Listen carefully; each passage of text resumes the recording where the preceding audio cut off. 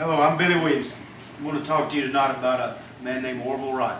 Orville Wright and his brother Wilbur Wright done something for us. Again, did it without flying aircraft. Our world would look nothing like it does today. If we didn't have the ability to fly from one place to another, to get supplies across from different places, it'd be nothing like what we have, what our lives are like today. In 1871, Orville Wright was born 4 years after his brother Wilbur. By the time Orville was 18 years old, he and Wilbur become partners in a printing shop. They made their own print press. They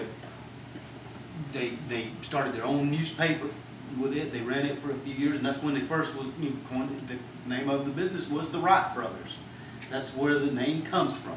And so if we go a few years later, they started a bicycle shop. Again, bicycles were very popular in the late 1800s.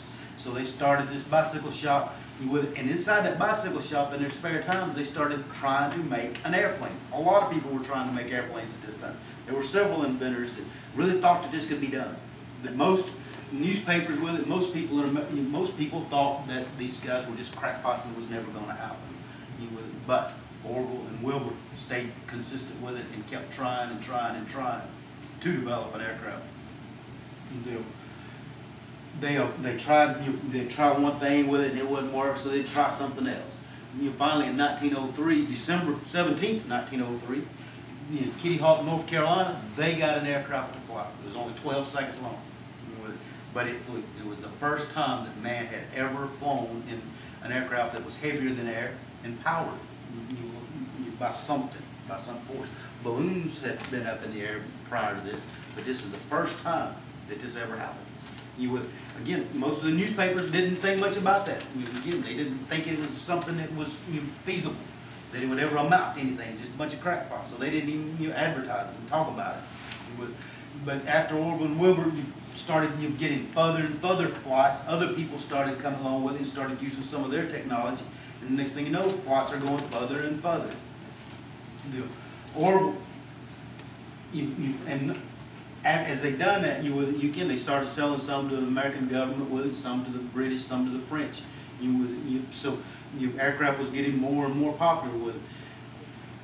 In 1912, Wilbur died. Orville didn't want to run this business, so in 1916 he sold the Wright Brothers Aviation Company. And he started becoming a spokesman for aviation, which in my opinion is one of the most important things that he's done. He's actually one of the founding fathers of, here's a picture of them sitting in the NACA, the National Advisory Committee for Aeronautics. The National Advisory Committee for Aeronautics it was the beginning of what we now know as NASA. Okay, and everybody knows how important what things have come about in our lives from NASA. Again, and Orville Wright helped begin all this. Orville Wright was a man that envisioned things that need to envision things that hadn't happened in the past.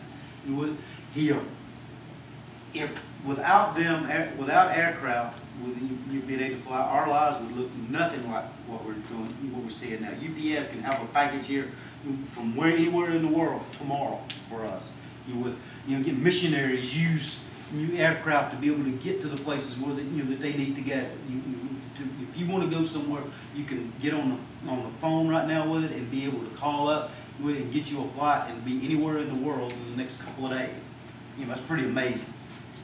And without these guys being able to start the first flight, would this have ever happened? I don't know. Again, but we have to have. Without it, it would be. Again, it would just be a different world than what we live in. Orville Wright lived a very exemplary life. Orville Wright died in 1948. And during his lifetime, he saw air travel go from 0 miles an hour, there was no such thing, to around 1,000 miles an hour in his lifetime. Think about that. Thank you for being here tonight. Good night.